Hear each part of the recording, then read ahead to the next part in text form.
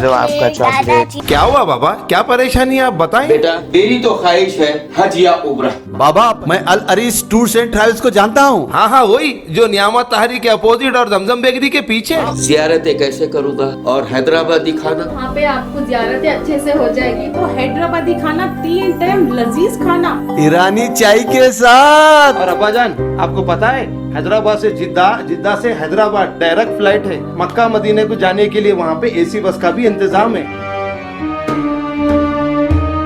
Al Aris tours and travels, आप भी तशरीफ लाइए। अस्सलाम वालेकुम नाजरीन, मैं मोहम्मद आजम RH9 न्यूज में आपका खैर मकदम। मुल्क के हालात को समझो, क्या हालात हैं, कैसे हालात हैं, आप गौर करो, क्या है बताओ। 140 करोड़ के वजीर आजम को क्या ये जेब देता है ऐसे जुमले कि मुसलमानों को तकसीम करेंगे, मुसलमानों को घुसपैठी कहते हैं, मुसलमानों को बच्चा पैदा करने वाले कहते हैं। आप बताओ क्या ये जेब देता है?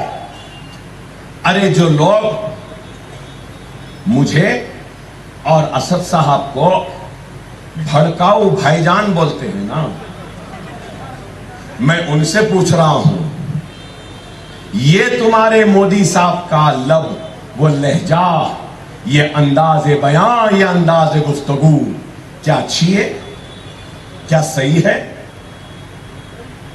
हम घुसपैठी हैं, बच्चे पैदा करने वाले हैं। शाइनिंग इंडिया कौन बोले थे? वाजपेयी। शाइनिंग इंडिया वाजपेयी बोले थे। हाँ, वाजपेयी साहब के वालिदैन को कितने बच्चे थे मालूम? मुसलमान बच्चे पैदा करने वाले वाजपेयी को मिला के उनके 7 भाई थे। अब वो परिवार बच्चा पैदा करने वाला नहीं हुआ, नहीं हुआ।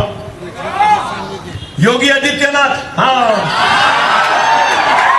योगी आदित्यनाथ, उनके कितने भाई बहन मालूम? 7।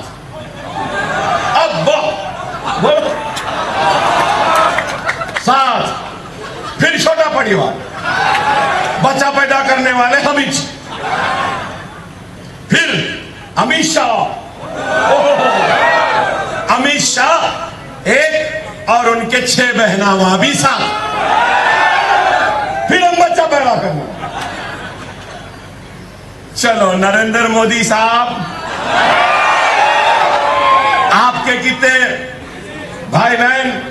सब मिला के, इनको भी मिला के, इनके भाई बहन सब मिला के इनके पास भी 6 हैं। फिर हम बच्चा पैदा करना। वाह। हाँ, अशोक सिंघल, हाँ, नौजवान नहीं जानते अशोक सिंघल को, पुराने लोग जानते हैं। विश्व हिंदू परिषद के अशोक सिंघल, उनके वालिदैन को कितने? वहां भी 7। सबको 7, 7, 7, 7। अच्छा है भाई। RSS के सरबराह मोहन भागवत है ना, उनको मिला के उनके कितने भाई बहन? 4। तो ये छोटा परिवार कहां हुआ? हम पैदा कर। आसाम के चीफ मिनिस्टर जो आते हैं, बड़े बड़े बातें करते हैं, ओ पूछो मत। हेमंत बिस्व शर्मा, उनके कितने भाई बहन? उनको मिला के वो भी 7।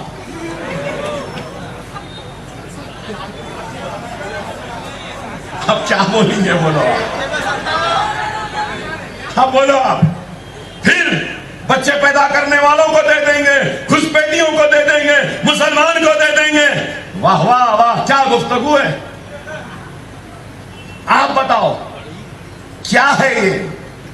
हम घुसपैठी हैं?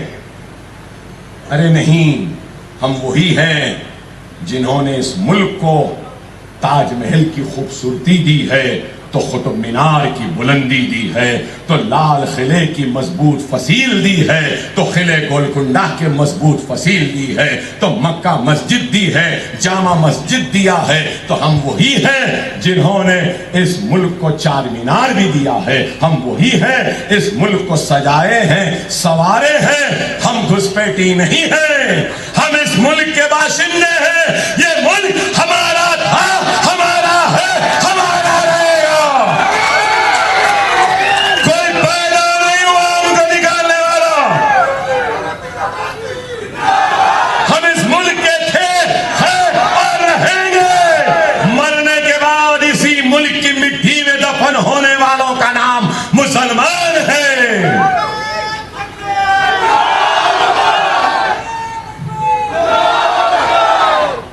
अरे समझ रहे हैं कि अल्लाह ने इनको ही जबान दी है, भूलो नहीं।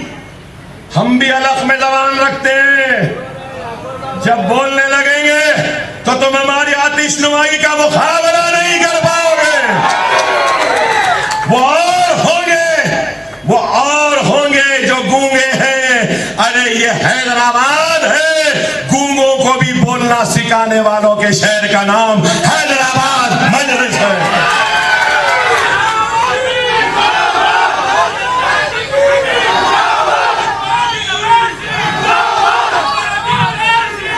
मगर हम नफरत की बात नहीं करेंगे, हम मोहब्बत की बात करेंगे।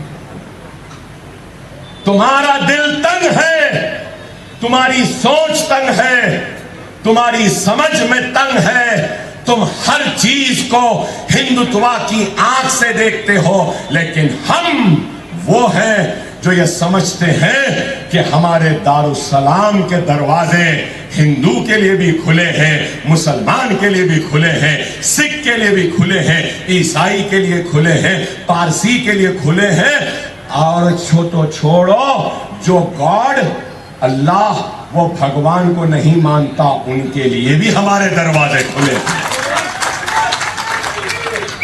हमारा दिल इतना बड़ा है कि हम हिंदू को भी अपने गले लगाएंगे, हम सिख को भी लगाएंगे, ईसाई को भी लगाएंगे, पारसी को भी लगाएंगे। अरे तुम्हारा दिल तंग है, तुम्हारी नजरें तंग है। और मैं बहुत बोल सकता हूं, नहीं बोल रहा हूं इसलिए कि मोदी का जवाल यकीनी है।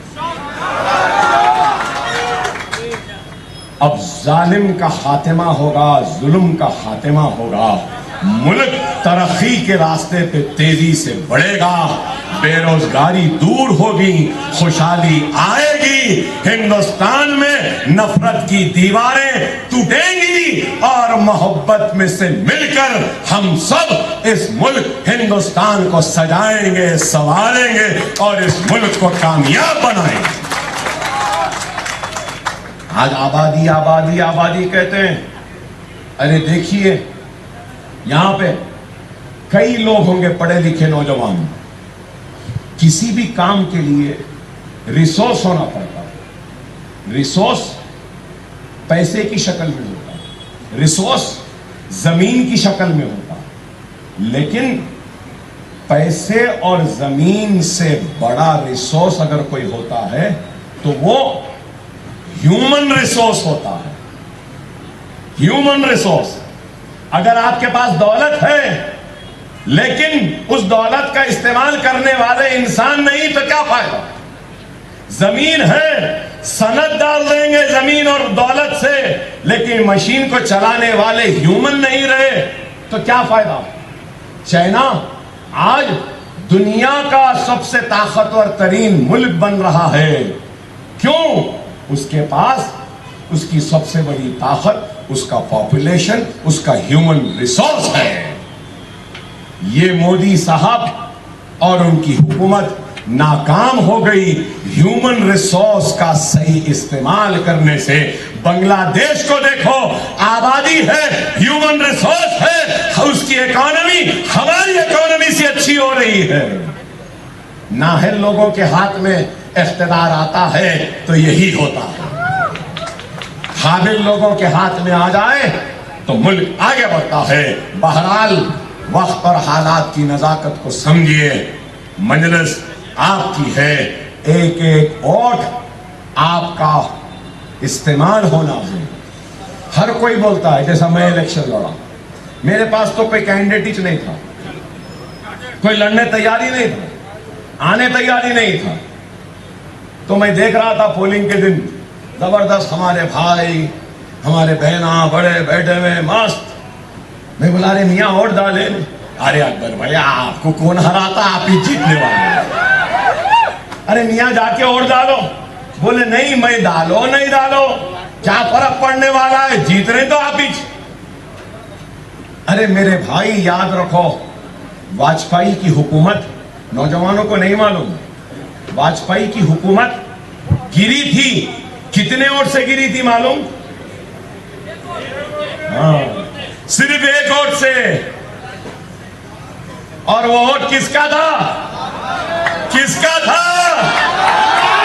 अरे हमारा था, हमारे इत्तेहाद का था, हमारी जमात मजलिस का था, हमारे कायद सालार का था।